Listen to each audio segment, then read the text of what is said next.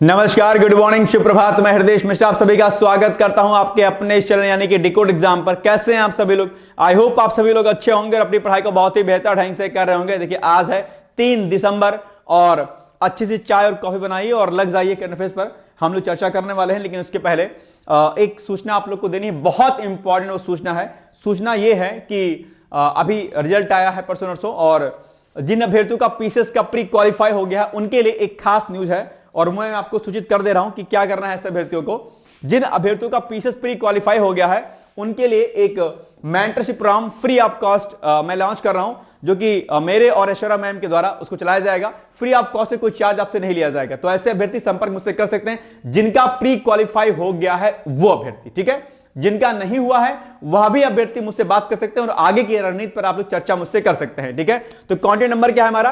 Contact number हमारा है 86044409 ठीक है। जिनका पीसीएस का प्री क्वालिफाई हो गया है वो अभ्यर्थी जुड़ेंगे मेंस 2025 की मेंटरशिप प्रोग्राम के लिए फ्री ऑफ कॉस्ट, ठीक है। उनको गाइड किया जाएगा अल्टीमेटली, और गूगल मीट आदि के माध्यम से आपकी चीजें की जाएंगी, टास्क आदि आपको दिया जाएगा। तो आप आराम से मुझसे जुड़ करके उस पर आप जो है आराम से अपनी चीजों को कर सकते हैं, ठीक है। उनको अलग से गाइडेंस दिया जाएगा मेरे द्वारा, ठीक है। और जो नहीं क्वालिफाई कर पाए किन्हीं कारणों से, वो भी आप इसी नंबर पर आप मुझसे संपर्क कर सकते हैं। इस पर आप टेलीग्राम, व्हाट्सएप या कॉल जो भी आप चाहें आप कर सकते हैं, ठीक है।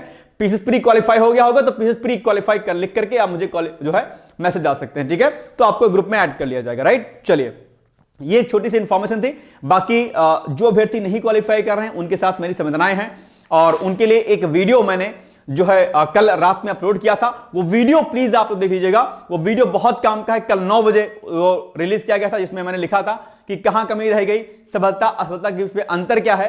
तो ये सारे पॉइंट आप वहां पर देख सकते हैं करके, ठीक है। तो ये सूचना थी आप लोग के लिए। बाकी आइए सीधे आज की क्लास को स्टार्ट करते हैं। आज है 3 दिसंबर।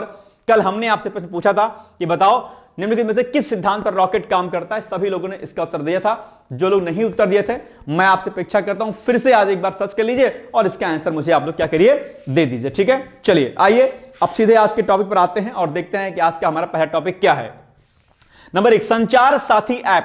ये एक एप्लीकेशन है जो कि अभी हाल ही में जो है इसको लॉन्च किया गया है। तो जो आपका दूरसंचार विभाग है, नवंबर 2025 को दूरसंचार विभाग ने नोटिफिकेशन जारी कर सभी मोबाइल फोन निर्मित और आयातित यानी कि जो मैन्युफैक्चर हो रहे हैं और जो मंगाए जा रहे हैं उनमें संचार साथी ऐप को अनिवार्य रूप से प्री इंस्टॉल करने का निर्देश दिया गया है। इससे जो है सिक्योरिटी में और बहुत सारी चीजों में आपके फोन के लिए क्या होने वाला है, फायदा होने वाला है। यानी कि सरकार ने कहा है कि जो भी नए फोन मैन्युफैक्चर हो रहे हैं, बन रहे हैं, या जो भी फोन आयातित हो रहे हैं, बाहर से मंगाए जा रहे हैं, उनमें ये जो आपका एप्लीकेशन है संचार साथी ऐप, उसको क्या करना है, इंस्टॉल करना है एनी हाउ, राइट।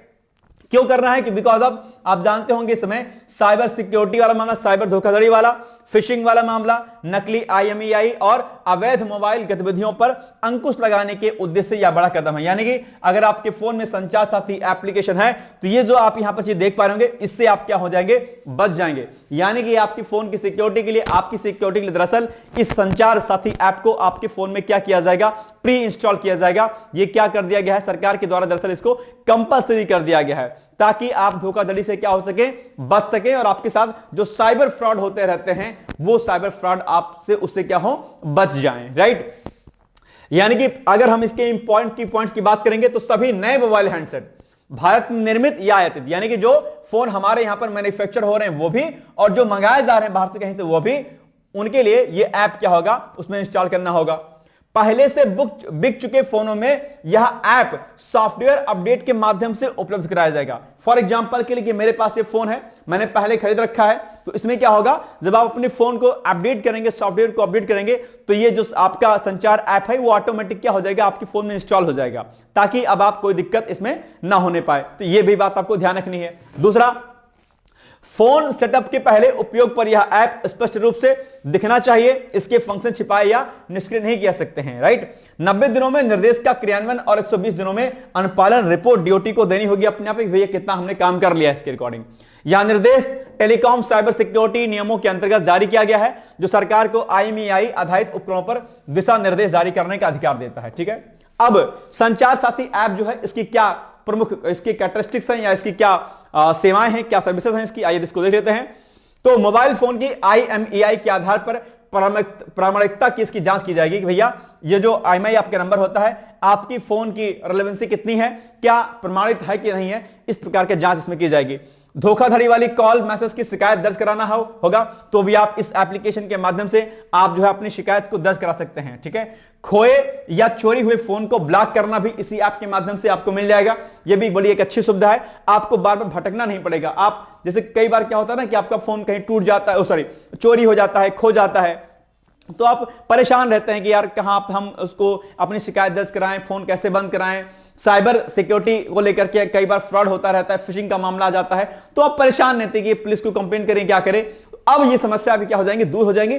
अब आप इसी संचार साथी ऐप के माध्यम से क्या कीजिएगा, आप आराम से जो है अपनी शिकायत आज दर्ज करा सकते हैं, कोई दिक्कत नहीं है। राइट, चलिए, अपने नाम पर कितने मोबाइल फोन कनेक्शन सक्रिय हैं या जांचना भी आपके लिए हो जाएगा। यानी कि जैसे आपका आधार कार्ड है, आप जानते होंगे कि एक एक आईडी से आप कुछ फोन ले सकते हैं, लेकिन कई बार क्या होता है आपकी आईडी का इस्तेमाल करके कई बार क्या होता है लोग दुकानों में अलग अलग अपने से आईडी आपके ले लिया और उसी के जुगाड़ से क्या करते हैं लोग आपके नाम पर सिम बेच देते हैं। तो कई बार आपने देखा होगा ना कई लोग होते हैं तो वो फर्जी सिम लेके आ जाते हैं, किसी और के नाम से चलती रहती है। तो आप ये चेक कर पाएंगे इस ऐप के माध्यम से कि आपके आईडी पर आपके नाम पर कितने फोन चलते हैं। जैसे जियो वाला में क्या होता है, जियो में ये पता होता है ना कि आपके आधार कार्ड पर कितने फोन चल रहे होते हैं आपकी आईडी पर। ठीक उसी प्रकार से यह भी इसमें मालूम चल जाएगा कि आपके आधार पर या आपके आइडेंटिटी पर कितने फोन चल रहे हैं, इसकी जानकारी भी इसी ऐप के माध्यम से मालूम चल जाएगी। बैंक और वित्तीय संस्थानों के विश्वसनीय संपर्क नंबर भी आप यहां से संपर्क कर सकते हैं, यह भी एक अच्छी बात यहां पर आपको मिलने वाली है।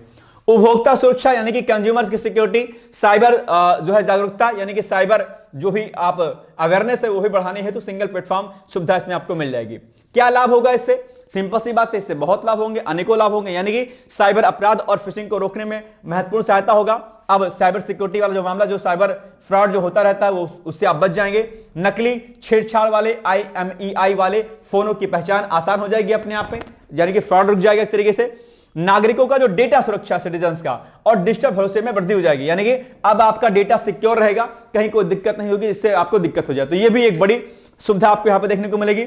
धोखाधड़ी रोधी तंत्र सरकार व नागरिकों के बीच अधिक एकीकृत और पारदर्शी बनेगा अपने आप में, और खोए चोरी हुए फोन को ट्रैक व ब्लॉक करने की प्रक्रिया तेज और सरल हो जाएगी इसी के माध्यम से। यानी एक ऐप के माध्यम से जितनी समस्याएं अभी तक आपके फोन चोरी होने को लेकर के, डेटा को लेकर के, साइबर सिक्योरिटी को लेकर के, साइबर फ्रॉड को लेकर के, फिशिंग को लेकर के जितनी भी दिक्कतें आ रही थी, वो दिक्कतें अब इस संचार ऐप के माध्यम से क्या हो जाएंगी, शॉर्ट आउट हो जाएंगी। यानी कि एक एप्लीकेशन से सारी समस्याओं का निदान आपको एक ही जगह पर आपके फोन में मिल जाएगा, सीधी सी बात है। ओके, चलिए आगे बढ़ते हैं। अब इसमें क्या है, कुछ चुनौतियां हैं, कुछ समस्याएं हैं। क्या समस्या है, चुनौतियां क्या है इसमें? चुनौतियां ये हैं कि एक बात तो ये इसमें दिक्कत आ जाएगी, कुछ लोग अपनी गोपनीयता को लेकर टेंशन लेंगे कि भाई सरकार की तरफ से ये एप्लीकेशन को इंस्टॉल किया गया आपके फोन में, तो कहीं आपका डेटा चोरी ना हो जाए, आपकी अपनी प्राइवेसी भंग ना हो जाए। तो देखो बॉस, ऐसा नहीं होगा। ठीक है, गवर्नमेंट अगर कोई चीज कर रही है अपनी तरफ से तो उसमें फ्रॉड होने के चांस 0.001% रहते हैं, इनफैक्ट ना के बराबर रहते हैं। ठीक है,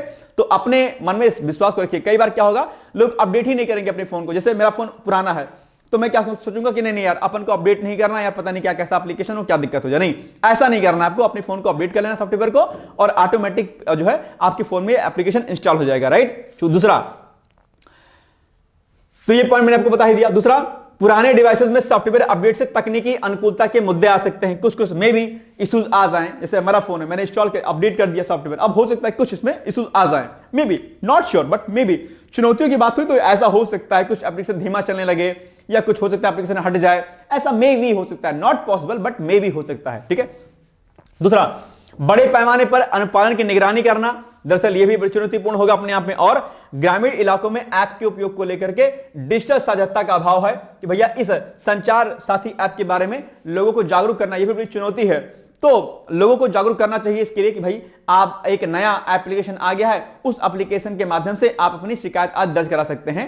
तो ये चुनौती है, लेकिन हां, अगर हम डिजिटल अवेयरनेस फैलाएंगे तो निश्चित तौर पर ग्रामीण लोग भी जो होंगे वो क्या हो जाएंगे, इस एप्लीकेशन से परिचित हो जाएंगे। ठीक है, चलिए अब वे फॉरवर्ड की बात करते हैं। आगे की राह क्या हो जाएगी इसमें, तो आगे की राह की हम बात करते हैं तो सरकार को ऐप के उपयोग, ठीक है, उसकी ट्रांसपेरेंसी, डेटा की सिक्योरिटी, गोपनीयता उसकी पर स्पष्ट दिशा निर्देश जारी करने होंगे कि भैया इस ऐप को लेकर के आपके मन में कोई वहम नहीं होना चाहिए, आपका ऐप सुरक्षित है, आप इसको इंस्टॉल कीजिए। नागरिकों को ऐप के उपयोग पर व्यापक जागरूकता अभियान चलाने की आवश्यकता होगी, ताकि नागरिक इस ऐप के बारे में जाने समझे और उसको उपयोग करना इसका जान ले कि क्या क्या इसका उपयोग हो सकता है। साइबर अपराधों से लड़ने के लिए ऐप को AI आधारित विश्लेषण और रियल टाइम अलर्ट सुविधाओं से मजबूत किया जा सकता है, कोई दिक्कत नहीं है। और विभिन्न एजेंसियों, बैंकों, टेलीकॉम ऑपरेटरों, साइबर सेल के बीच इंटीग्रेटेड रिस्पांस सिस्टम विकसित करना, यह भी अपने आप में जरूरी हो जाएगा। तो यह भी करना क्या आपके लिए आवश्यक हो जाएगा। ठीक है, चलिए अब इसी पर आपके सामने आ गया एक क्वेश्चन जिसका उत्तर आपको देना है तुरंत ऑन स्पॉट। ठीक है, चलिए। संचार साथी ऐप को किस उद्देश्य से विकसित किया गया है? नंबर 1 ऑप्शन ए है मोबाइल गेमिंग को बढ़ावा देने हेतु, डेटा बैकअप के लिए, या साइबर धोखाधड़ी को रोकने और IMEI सत्यापन के लिए, या फिर कैमरा गुणवत्ता की जांचने के लिए। किस लिए दरअसल इस संचार साथी ऐप को जो है आपके फोन में इंस्टॉल किया जा रहा है? जल्दी से इसका उत्तर बताइए। बहुत ही आसान सा उत्तर है, मैं उम्मीद करता हूं कि आप इसको जरूर बताएंगे। क्या हो जाएगा इसका एग्जैक्टली आंसर, क्या हो जाएगा बताइए? It's very easy question for you, है ना? तो C is the right answer. Simple सी बात है, अभी तो हमने आपको बताया। तो सी क्या हो जाएगा आपका? एकदम एग्जैक्टली राइट आंसर हो जाएगा। ठीक है, चलिए ओके, आइए अब आ गया आपके सामने अंतरराष्ट्रीय क्या दिव्यांग दिवस। क्या अंतरराष्ट्रीय दिव्यांग दिवस, जो कि हर साल मनाया जाता है। कब? 3 दिसंबर को मनाया जाता है, यानी कि आज क्या 3 दिसंबर है और आज ही जो है इसको मनाया जा रहा है। 3 दिसंबर को अंतरराष्ट्रीय दिव्यांग दिवस मनाया जा रहा है। क्यों चर्चाओं में है? इसीलिए क्योंकि 3 दिसंबर को विश्व भर में अंतरराष्ट्रीय दिव्यांग दिवस यानी कि international day of persons with disabilities मनाया जाता है। ठीक है, और इसमें कई सारे प्रोग्राम आदि आयोजित किए जाते हैं।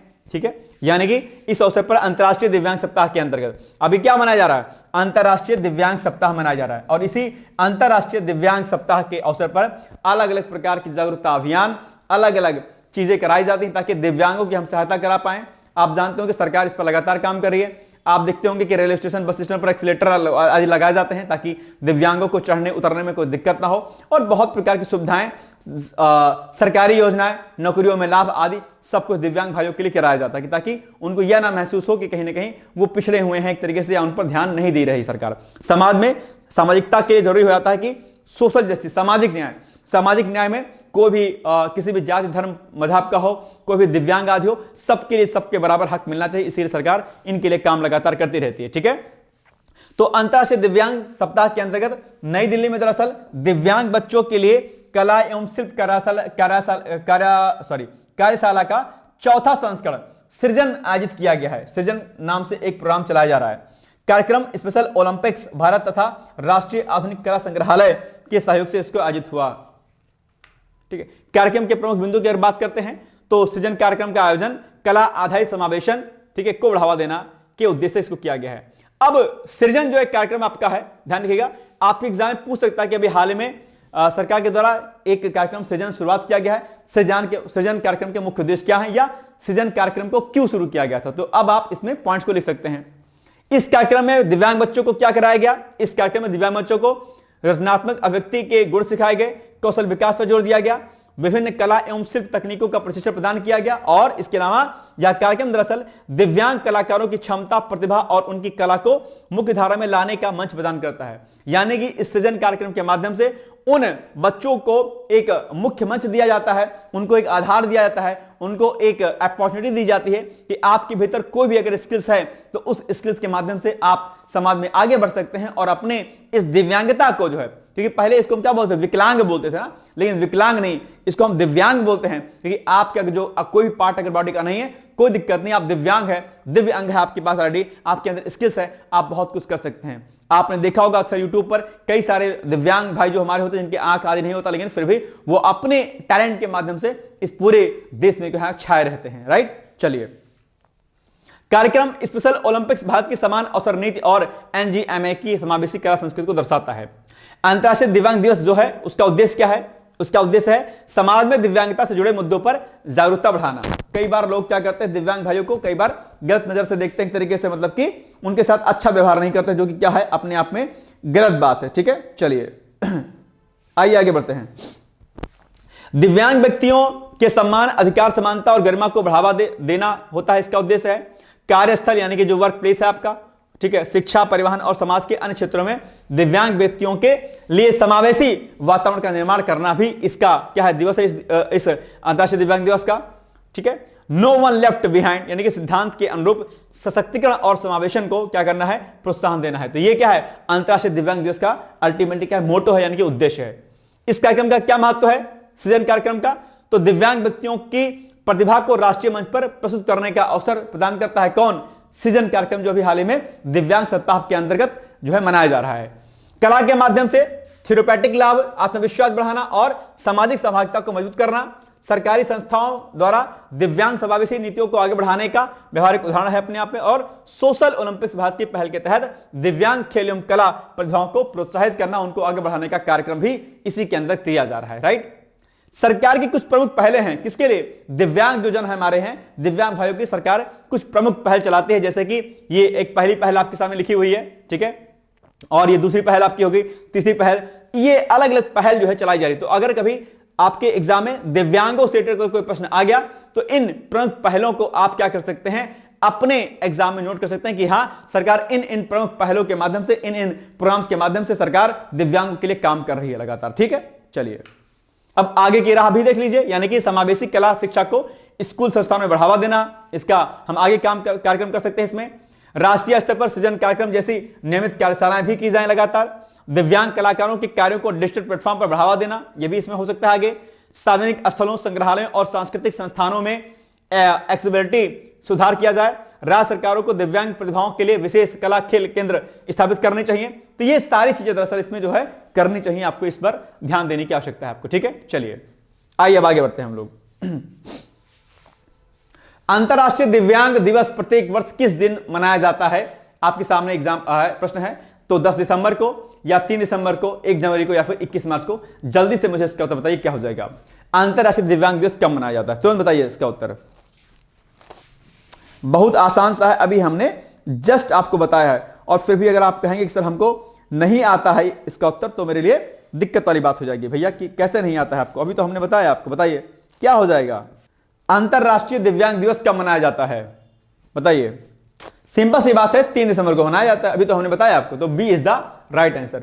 कोई समस्या तो नहीं आपको यहां पे, चलिए ठीक है, तो B is the right answer. Now next, Delhi का इंदिरा गांधी अंतरराष्ट्रीय हवाई अड्डा देश का पहला एयरपोर्ट बन गया है जिसे वाटर पॉजिटिव स्टेटस प्रदान किया गया है। क्या, वाटर पॉजिटिव स्टेटस, किस हवाई अड्डे को, दिल्ली का इंदिरा गांधी अंतरराष्ट्रीय हवाई अड्डा, जिसको बोलते हैं IGIA in short form, international.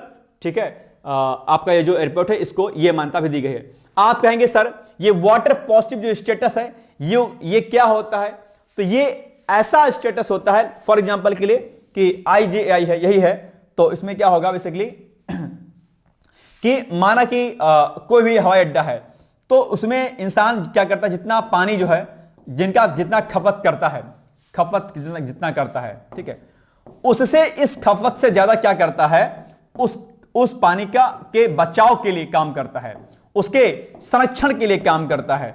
तो ऐसे संस्थानों को दरअसल हम क्या करते हैं, वाटर जो आपका ये है थीम है, एक तरीके से वाटर पॉजिटिव स्टेटस, इसका दर्जा दिया जाता है। यानी कि दिल्ली जो इंदिरा गांधी अंतरराष्ट्रीय हवाई अड्डा है, वहां पर उस हवाई अड्डे ने जितना पानी खर्च किया उससे ज्यादा उसने पानी की बचत पर काम किया, जल के संरक्षण पर काम किया, इसलिए इसको ये एक पहला स्टेटस दिया गया और ये देश का पहला हवाई अड्डा बन गया। यानी कि दिल्ली का इंदिरा गांधी अंतरराष्ट्रीय हवाई अड्डा देश का पहला एयरपोर्ट बन गया है जिसे वाटर पॉजिटिव स्टेटस प्रदान किया गया है। ध्यान रखिएगा, ये इंपॉर्टेंट है आपके लिए, इसे चर्चाओं में है ये। यहां मान्यता जो है, ठीक है, IGIA यानी कि इंदिरा गांधी, दिल्ली का इंदिरा गांधी अंतरराष्ट्रीय हवाई अड्डा के पर्यावरण अनुकूल प्रयासों और जल संरक्षण पहलों के आधार पर इसको दिया गया है। ठीक है, याद रहेगा पॉइंट। चलिए, यह कदम भारत के अस्थायी हवाई अड्डा प्रबंधन मॉडल को वैश्विक स्तर पर मजबूत बनाता है।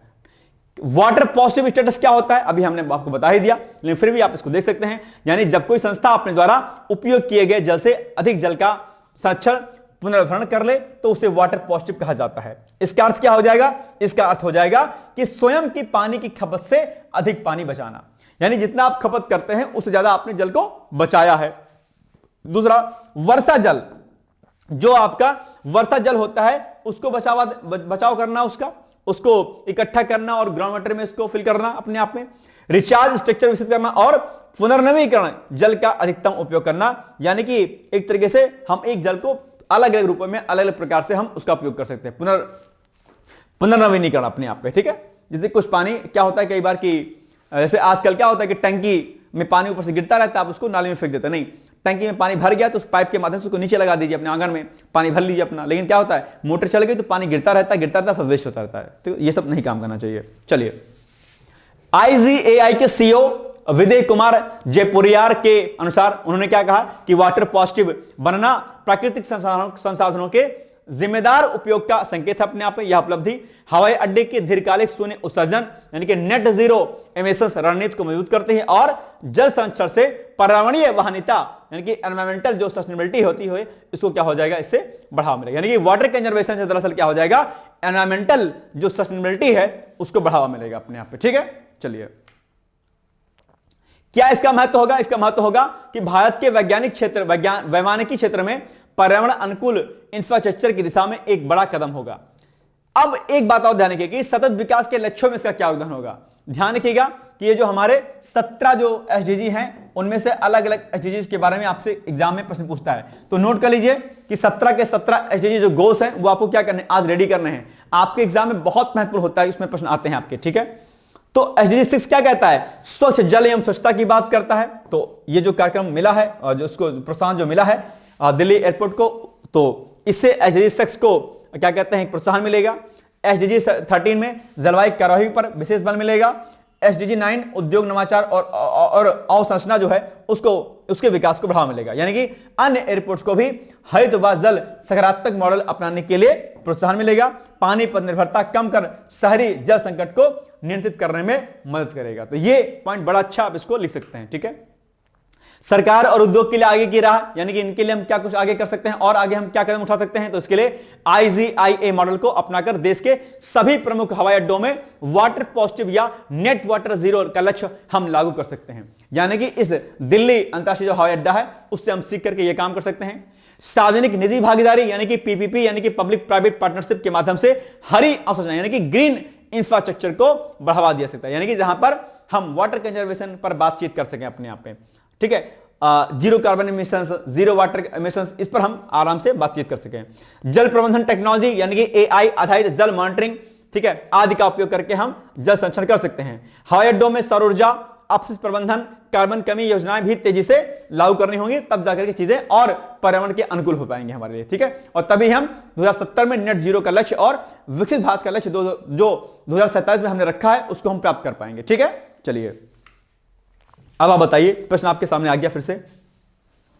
समझ में तो आ रहा ना, ऐसे कोई दिक्कत तो नहीं है कि नहीं आ रहा समझ में। चलिए आइए, किस भारतीय हवाई अड्डे को देश में पहली बार वाटर पॉजिटिव स्टेटस प्रदान किया गया है, बताइए। नंबर 1 पॉइंट, छत्रपति शिवाजी महाराज अंतरराष्ट्रीय हवाई अड्डा, कैंपेगौड़ा अंतरराष्ट्रीय हवाई अड्डा, या इंदिरा गांधी अंतरराष्ट्रीय हवाई अड्डा IGIA दिल्ली, या राजीव गांधी अंतरराष्ट्रीय हवाई अड्डा।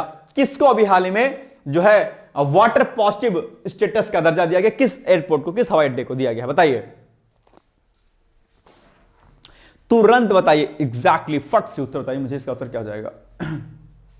सिंपल सी बात है, इसका उत्तर क्या हो जाएगा? सी इज द राइट आंसर। कितना आसान है, अभी तो बताया हमने आपको, है ना। चलिए, गीता जयंती भाई साहब, बड़ी अच्छी बात है अपने आप में। दरअसल गीता जयंती हर वर्ष जो है माघ शुक्ल एकादशी को मनाई जाती है, जो आमतौर पर दिसंबर माह में पड़ती है। गीता जयंती, है ना। गीता ये वही गीता है जो जिसको भगवान अर्जुन जो है श्री कृष्ण ने अर्जुन को कुरुक्षेत्र में दिया था युद्ध करते समय, महाभारत युद्ध के समय, ठीक है। और गीता अपने आप पे क्या है, एक बहुत महान ग्रंथ है और इससे हमें बहुत कुछ सीखने और जानने को मिलता है। गीता अगर आपने पढ़ लिया, अगर एक दिन में अगर आप एक श्लोक भी अगर आप जो है याद करते हैं तो आपके जीवन में एक बड़ा बदलाव आएगा। कहते हैं कि गांधी जी, जिनके ऊपर कई बार प्लस माइनस जो क्वेश्चन मार्क लगता रहता है, गांधी कहा जाता है कि गांधी जी ने जब सुबह सुबह उठते जब दातून करते थे तो दातून करते करते गीता का एक श्लोक याद करते थे और कुछ ही समय में उनको पूरी गीता कंठस्थ हो गई थी। आप चाहें तो ऐसा कर सकते हैं। हमारे जो वैदिक शास्त्र है, हमारे जो हमारा वेद है, हमारे जो उपनिषद हैं, जो मनुस्मृति है, इन पर अगर आप इस पर काम करेंगे, इसको पढ़ेंगे, समझेंगे, तो आपका जीवन सफलता से महानता की ओर अग्रसर होगा, ठीक है। ध्यान रखिएगा। चलिए, तो इसे भगवत गीता के प्रकट होने का दिवस माना जाता है अपने आप में। और हाल ही के वर्षों में केंद्र और राज्य स्तर पर गीता जयंती के अवसर पर लगातार जो है राष्ट्रीय और अंतर्राष्ट्रीय कार्यक्रम आयोजित किए जाते हैं। और गीता की प्रमुख बातों को संसार के सामने या वैश्विक पटल पर लाया जाता है और बताया जाता है कि किस प्रकार से हमारे धार्मिक ग्रंथों ने, किस प्रकार से हमारी वैदिक ग्रंथों ने समाज को एकजुट करने के साथ साथ में बहुत सारे विज्ञान, कला और अन्य क्षेत्रों में एक नई राह दिखाई। ठीक है, तो ये इसके लिए आयोजन किया जाता रहा लगातार। गीता जयंती क्या है? यह वही तिथि मानी जाती है जब धर्म क्षेत्र कुरुक्षेत्र में भगवान श्री कृष्ण ने अर्जुन को भगवत गीता का उपदेश दिया था। यह भारतीय दर्शन, अध्यात्म, कर्तव्य बोध, नैतिकता और योग का विश्व स्तरीय ग्रंथ है अपने आप पे। लगातार कई सारे कंट्रीज में गीता पर, वेद पर रिसर्च की जा रही है। देश की विडंबना है कि हम अपने ही ग्रंथों को जो है नहीं मानते हैं।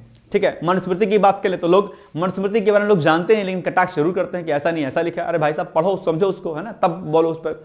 वेद के बारे में कोई जानता ही नहीं है। अगर मैं आपसे पूछूं कि अभी हिंदू धर्म का सबसे बड़ा ग्रंथ क्या है, तो कोई कहेगा कुछ है, कोई कहेगा कुछ है, तो क्या कीजिएगा? जबकि हम सभी लोग, हम लोग का मूल एक ही है, हम इंसान हैं, आर्य हैं, बस, और कुछ नहीं।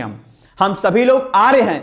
आर्य को कहते हैं विद्वान शब्द, है ना। लेकिन दिक्कत क्या है कि हम बट गए हैं, कोई किसी बात को लेकर आगे जा रहा है, कोई किसी बात को लेकर आगे जा रहा है। क्या कीजिएगा?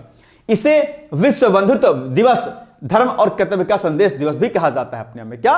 विश्व बंधुत्व दिवस। ठीक है, चलिए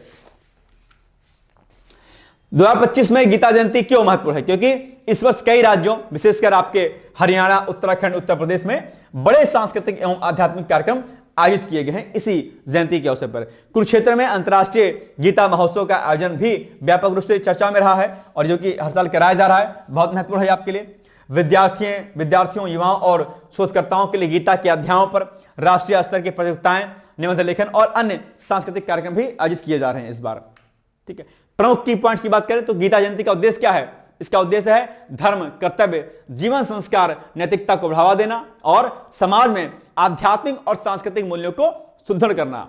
युवाओं को जीवन प्रबंधन व नेतृत्व के भारतीय मॉडल से अवगत कराना। यह भी क्या है? इस गीता जयंती का अल्टीमेटली क्या है? मुख्य उद्देश्य है। आप लोग इसको भी जानिए, समझिए और इस पर काम कीजिए। बहुत इंपॉर्टेंट आपके लिए। अगर आप विद्यार्थी हैं तो भी आपको गीता के बारे में जरूर पढ़ना चाहिए। बहुत ज्यादा क्या होगा, इससे फायदा होगा आपको। ठीक है, अब फालतू चीज पढ़ेंगे आप, अंट संट पढ़ेंगे, चटियाएंगे, तो फिर जीवन में कुछ नहीं कर पाएंगे। सिंपल सी बात है, स्ट्रेट फॉरवर्ड बात है। इसलिए अपने जीवन में आप पढ़ाई के साथ कुछ अच्छी पुस्तकों का चयन कीजिए और प्यार मोहब्बत वाली इश्क वाली नॉवल मत पढ़िएगा, इनको पढ़िए। ठीक है, जहां पर और आज समाज के बहुत सारे कंटेंट आते हैं मार्केट में, उनको लेके आइए। ठीक है, महर्षि दयानंद सरस्वती के कई सारे कंटेंट आते हैं।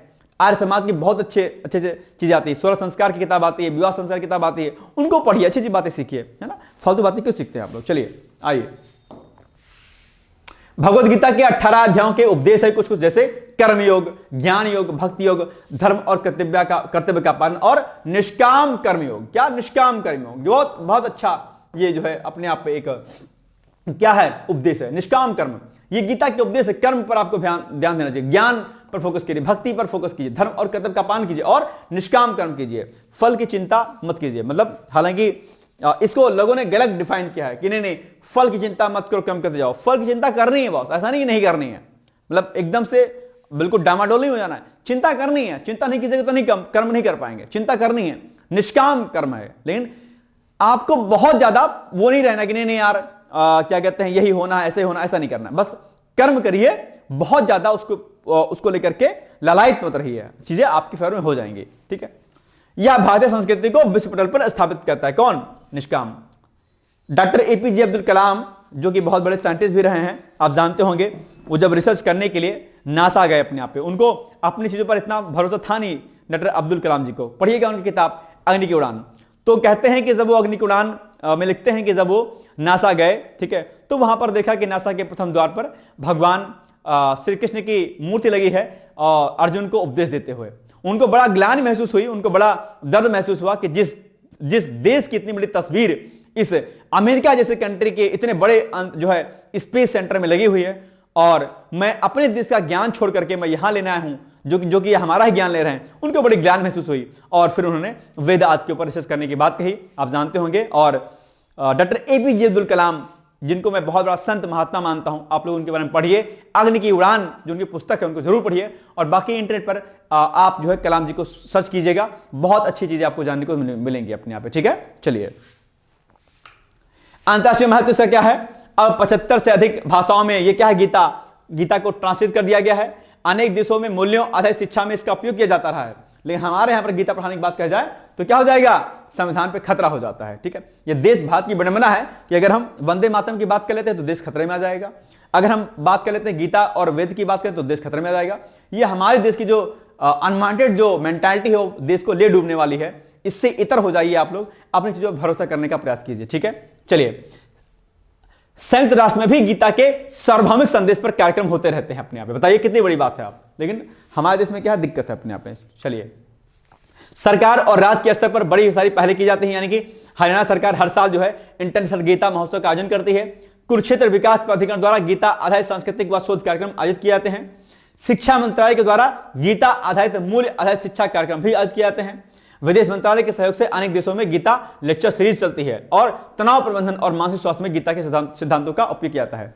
बहुत ही जल्द जब मैं अपना एक YouTube चैनल ओपन करूंगा, एक अलग से, मतलब अभी तो चैनल है ही है मेरा HRDI का, आप जानते होंगे, लेकिन एक अलग से चैनल मेरा बनेगा जहां पर इन मूल्यों आधारित शिक्षा को आपके सामने दिया जाएगा। और बहुत जल्द बड़ी बड़ी जो भी यूनिवर्सिटीज होती हैं, कॉलेजेस होते हैं, जो इंटर कॉलेजेस होते हैं, वहां पर मेरे लेक्चर्स आपको देखने को मिलेंगे, जहां पर बच्चों को एथिकल वैल्यूज, मोरालिटी आदि के बारे में मेरे द्वारा उनको क्या किया जाएगा, अवेयर किया जाएगा और उनके द्वारा उनको शिक्षित किया जाएगा, जो कि निःशुल्क होगा पूर्णतः। ठीक है, तो अगर आप भी ऐसा कार्यक्रम अपने स्कूल कॉलेज में कराना चाहते हैं मेरे द्वारा, जो कि मैं विदाउट एनी मनी, कोई पैसा आपसे नहीं लूंगा, और कैरियर गाइडेंस, मेंटरशिप और बहुत सारे अच्छी चीजें मैं कराना चाहूंगा, उसके लिए अगर आप चाहते हैं कि आप मेरा लेक्चर कराना चाहते हैं, उसके लिए आप मुझसे संपर्क कर सकते हैं डायरेक्टली। मेरे कॉन्टैक्ट नंबर 8604409201। ठीक है, 8604409201, इस पर आप संपर्क कर सकते हैं। ठीक है, हवन के साथ में एक अच्छा कार्यक्रम कराया जाएगा और बहुत सारी चीजें वहां पर मेरे द्वारा सिखाई जाएंगी, तो आप संपर्क कर सकते हैं इसके लिए। ठीक है, चलिए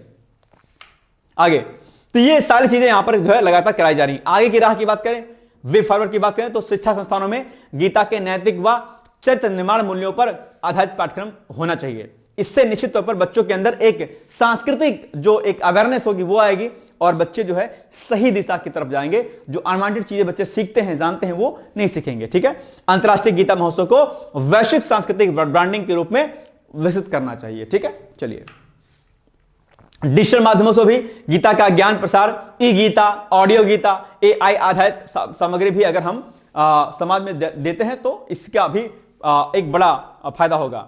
सांस्कृतिक पर्यटन यानी कि कल्चरल टूरिज्म के रूप में कुरुक्षेत्र सर्किट को विकसित करने की और ज्यादा आवश्यकता है, कि ताकि लोग कुरुक्षेत्र जाएं और भगवान जो है श्री कृष्ण के बारे में जाने, अर्जुन के बारे में जाने। लेकिन दिक्कत पता है क्या हो गई है, आजकल बहुत सारे लोगों ने जो अलग अलग अपने आप में जो श्री कृष्ण कथाएं कहते हैं, भगवत कथाएं कहते हैं, उन्होंने श्री कृष्ण को बताने क्या कर दिया है, उन श्री कृष्ण को सिर्फ नाचने वाला जो है बना दिया है। ठीक है, उनको सिर्फ राधा और कृष्ण के साथ जोड़ दिया है, जो कि गलत कहानी भी अपने आप में है। राधा और प्रेम, श्री कृष्ण के प्रेम प्रसंग को इतना ज्यादा जो है ऐसा कर दिया गया, खाली उनको बस प्रेम का पुजारी मान लिया गया है। ठीक है, श्री कृष्ण को हमने अपने जीवन में नहीं उतारा, हमने सिर्फ प्यार करने वाला समझा श्री कृष्ण को। ठीक है, ये जो देश के बाबा लोग हैं या देश के जो अन्य अपने आप को मठाधीश कहते हैं, उन लोगों ने श्री कृष्ण की वास्तविक चीजों को, गीता के ज्ञान को शून्य करके सिर्फ प्यार मोहब्बत इश्क वाले सेक्शन को उठा करके और खाली क्या करते हैं, राधा और श्री कृष्ण बना करके लोगों को नचवाते हैं, नाच करते हैं और जबरदस्ती का पता नहीं कौन कौन से गाना गाते हैं और हम उसी में धुन में पगलाए रहते हैं। नहीं, हमें श्री कृष्ण से युद्ध कौशल सीखना है, हमें श्री कृष्ण से निष्काम कर्म योग सीखना है, हमें गीता से कर्तव्य पथ का जो है अनुसरण करना है, हमें श्री कृष्ण से उस सुदर्शन चक्र की प्रतिभा को सीखना कि जहां गलत होगा वहां पर गलत किया जाएगा, वहां पर न्याय किया जाएगा। हमें श्री कृष्ण से यह बात सीखनी है। ठीक है, योगी राज श्री कृष्ण कहा जाता है उनको, ध्यान रखिएगा। ठीक है, जिनसे हमें योग प्राणायाम सीखना है, योगी उनसे हमें अपनी प्रतिभा को आगे बढ़ाने की प्रेरणा लेनी है। लेकिन हमने सिर्फ उनको राधा और श्री कृष्ण से जोड़ करके हम सिर्फ डांस करवाते रहते हैं और हम झूमते रहते हैं श्री कृष्ण से, और हम श्री कृष्ण से कुछ सीख नहीं पाते हैं। यह भी एक बड़ी विडंबना है देश की, क्या कीजिएगा। चलिए खैर आगे बढ़ते हैं।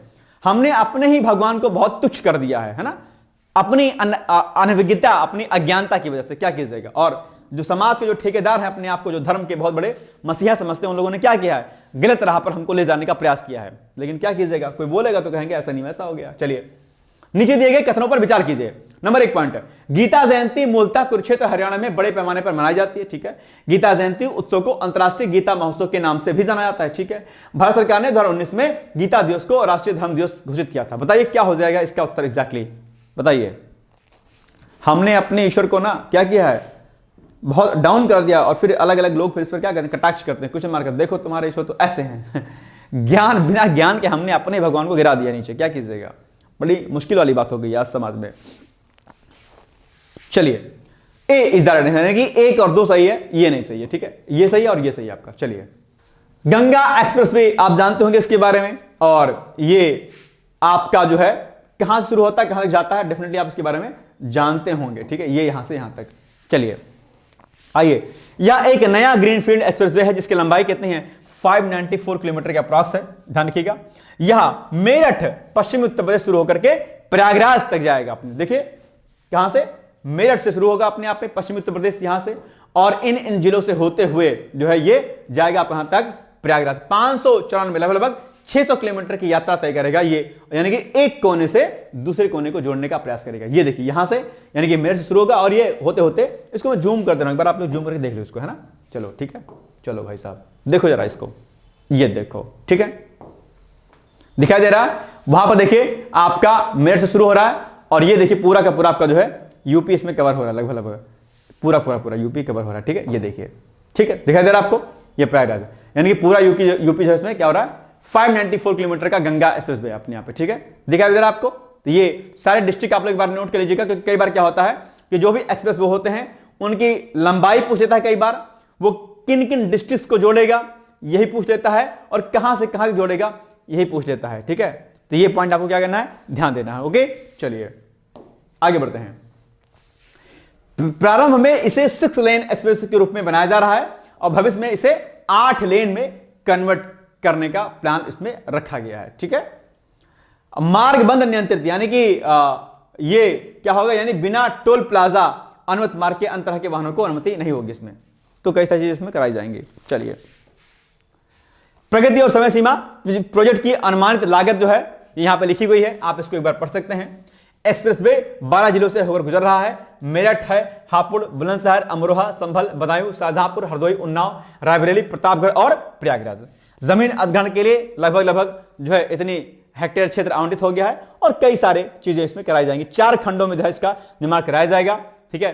नंबर 1 पर मेरठ बदायूं, फिर बदायूं हरदोई, हरदोई उन्नाव, और उन्नाव प्रयागराज, ऐसे होगा, ठीक है। चलिए, 2025 की ताजा रिपोर्ट्स के अनुसार अधिकांश अर्थ वर्क, यानी कि जो अधिग्रहण का काम है लगभग पूरा हो चुका है, अब इस पर काम शुरू हो जाएगा, ओके। चलिए, 25 तक इसे पूरा करने का लक्ष्य रखा गया था इसको।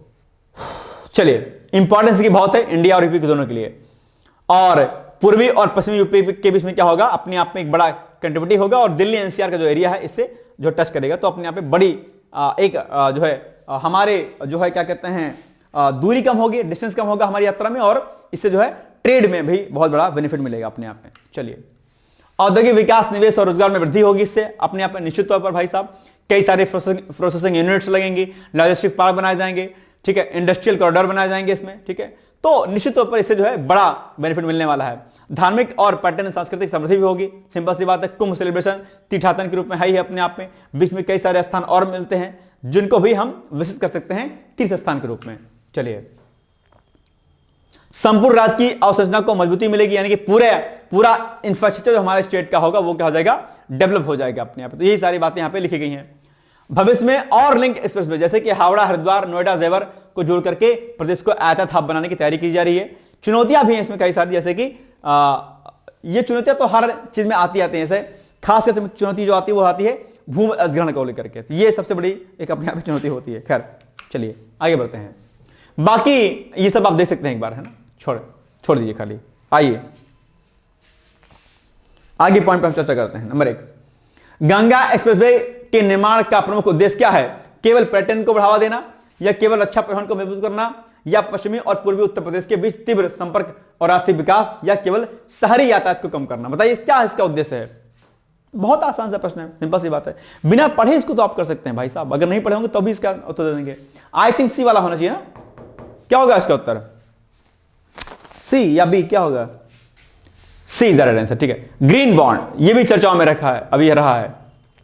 ग्रीन बॉन्ड एक वित्तीय साधन है जो पर्यावरण अनुकूल परियोजनाओं के लिए पूंजी जुटाने में क्या करता है? मदद करता है। ग्रीन बॉन्ड पर्यावरणीय अनुकूल परियोजना, यानी कि जो भी एनवायरमेंटल के अनुकूल जो भी हमारी पॉलिसीज होंगी उनको, उनके लिए पैसा जुटाने के लिए ग्रीन बॉन्ड उपयोग में आता है। यानी ग्रीन बॉन्ड का उपयोग नवीकरणीय ऊर्जा के अलावा स्वच्छ परिवहन, सतत जल प्रबंधन और प्रदूषण नियंत्रण सहित कई पर्यावरण अनुकूल परियोजनाओं के लिए वित्त पोषण, यानी कि इन सभी प्रकार के प्रोग्राम के लिए क्या करता है, फंडिंग जो है क्या करता है, इकट्ठा करता है ग्रीन बॉन्ड। ग्रीन बॉन्ड मतलब कि जो अपने आप पर्यावरण अनुकूल जो योजनाएं होती हैं उनके लिए पैसा इकट्ठा करना ही इस ग्रीन बॉन्ड का क्या है, मुख्य उद्देश्य है। ठीक, चलिए, भारत में बॉन्ड जारी करने वाली संस्थाओं को सेबी यानी कि भारतीय प्रतिभूति और विनिमय बोर्ड के अनुमोदन से प्राप्त करना होता है, न कि आरबीआई से। ठीक है, आरबीआई जो है केवल मौद्रिक नीति के रूप में काम करती है। भारत में ग्रीन बॉन्ड सहित सभी कॉर्पोरेट बॉन्डों का नियमन, सूचीकरण और प्रकटीकरण सेबी के द्वारा किया जाता है। बस इतना पढ़िए, बाकी छोड़ दीजिए आप।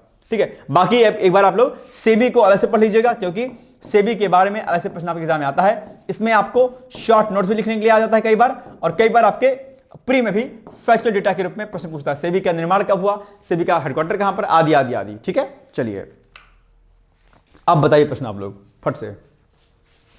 अब आप इसको खुद ही पढ़िए, बताइए इसका उत्तर क्या हो जाएगा।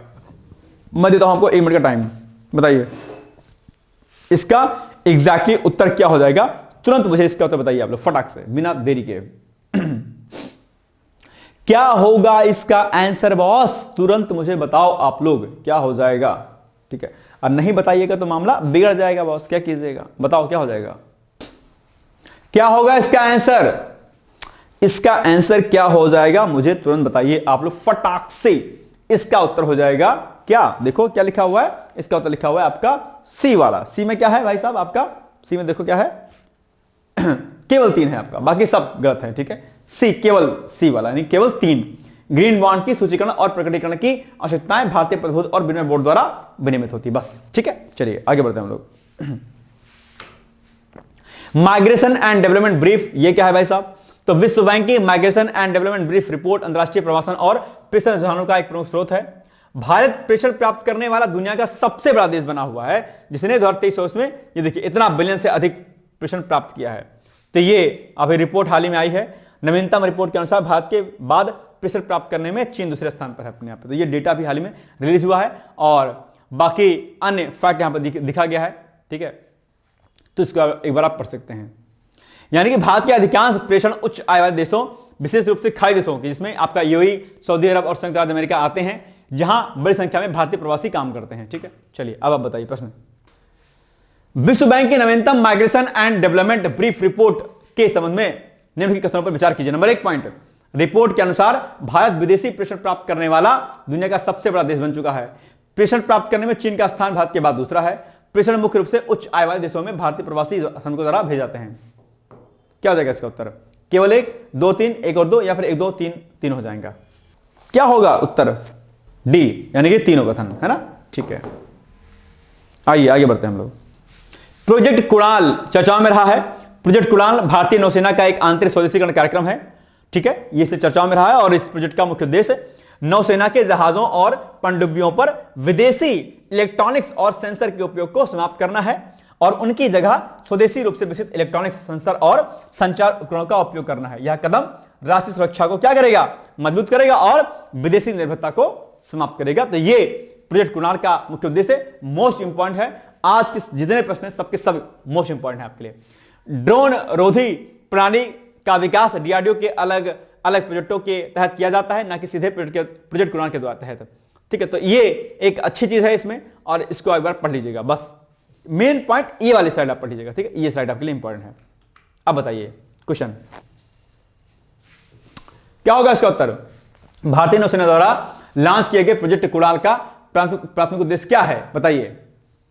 पढ़ो फिर बताओ मुझे। थोड़ा सा नींद से जागोगे ना, पढ़ोगे अपने आप तो नींद से जगोगे। बताओ क्या होगा उत्तर इसका।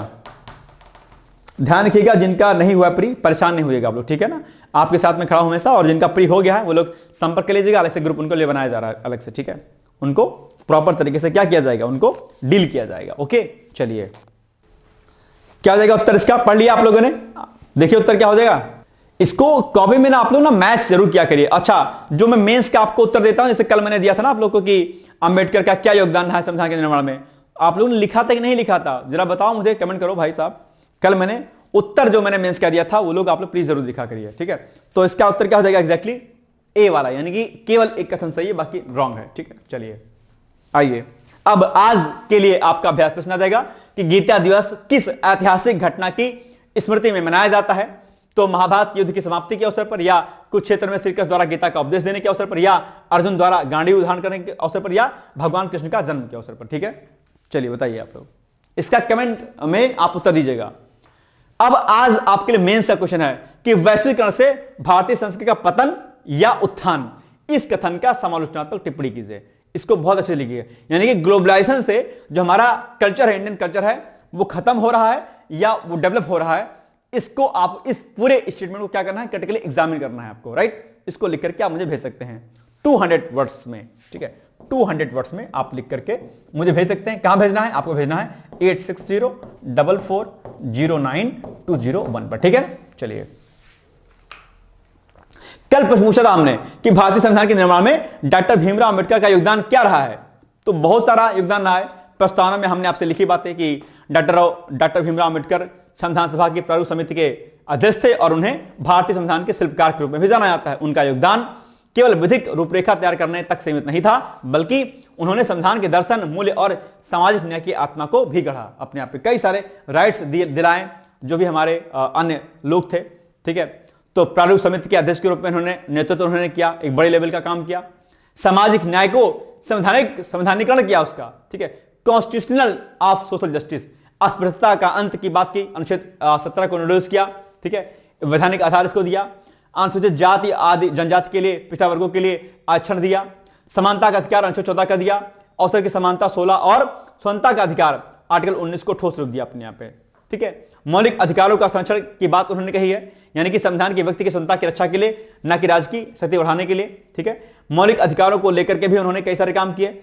संवैधानिक उपचार का अधिकार अनुच्छेद 32 को उन्होंने संविधान के हृदय और आत्मा कहा, जो कि कई बार आपके एग्जाम में पूछा भी जाता है कि ये स्टेटमेंट किसका है, तो अपने आप में अंबेडकर जी का है। ठीक है, राज्य के नीति निषेध तत्वों की संरचना उन्होंने दिया और कई सारे इंपॉर्टेंट जो है पॉइंट्स इसमें डाले उन्होंने। ठीक है, संघीय ढांचे और मजबूत केंद्र का मॉडल उन्होंने प्रस्तुत किया, जो कि सारे पॉइंट यहां पे लिखा गया है एक एक करके। ठीक है, कमजोर वर्गों, महिला, श्रमिकों और अधिकारों के संरक्षक के रूप में भी उन्होंने कई सारे काम किए, जैसे कि महिलाओं को समान नागरिक अधिकार यानी कि संपत्ति का अधिकार, समान वेतन, कानूनी सुरक्षा दिया।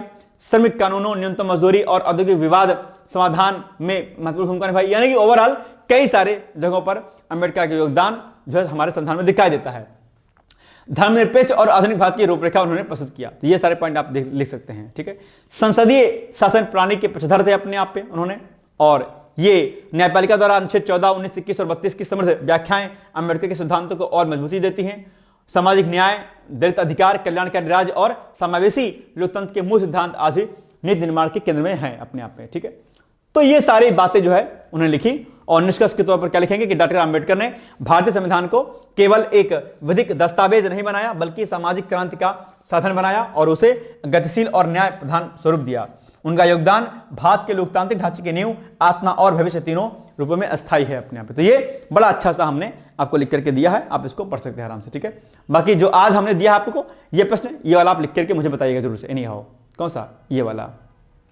ठीक है, चलिए अब एक न्यूज आपके लिए कि अभी पीसीएस का जो हमारा बैच है, पीसीएस के बैच में अभी क्या है, ऑफर है अपने आप पे। तो आप लोग इसको ज्वाइन कर सकते हैं 8 दिसंबर तक। पीसीएस 2026 की अगर तैयारी करना चाहते हैं, प्री अगर नहीं क्वालिफाई हुआ है तो अब वो गलती आप लोग मत कीजिए, प्लीज पीसीएस का बैच ज्वाइन कीजिए। फाउंडेशन कोर्स है हमारा यहाँ पर, जहां पर प्री प्लस मेंस के पॉइंट्स आपको पढ़ाया जाएगा। प्री का पीवाईक्यूज, मेंस का पीवाईक्यूज आपका, आंसर अटेम्प्ट प्रैक्टिस आपकी, डेली क्विज आपका, प्री के टेस्ट आपकी। ठीक है, मेंटरशिप, सीसैट, हिंदी, एवरीथिंग, कुछ भी नहीं बचेगा, सब कुछ कराया जाएगा आपको।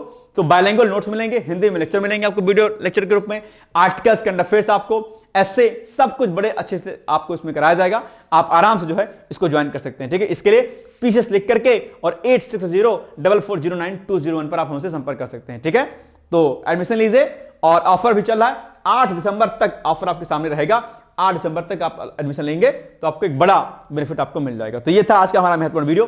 बाकी हम लोग मिलेंगे कल, तब तक आप लोग पढ़ते रहिए, मस्त रहिए, व्यस्त रहिए। जिनका प्री नहीं क्वालिफाई हुआ है वो परेशान ना हो, मैं आपके साथ खड़ा हूं हमेशा। ठीक है, तो मिलते हैं कल, तब तक के लिए मस्त रहिए, व्यस्त रहिए, यूं ही मुस्कुराते रहिए। बहुत बहुत धन्यवाद, all the best, thank you so much, bye bye, take care, thank you. क्या आप लोक सेवा आयोग उत्तर प्रदेश की ROA परीक्षा में सफल होकर सचिवालय में समीक्षा अधिकारी जैसे प्रतिष्ठित पद पर चयनित होना चाहते हैं?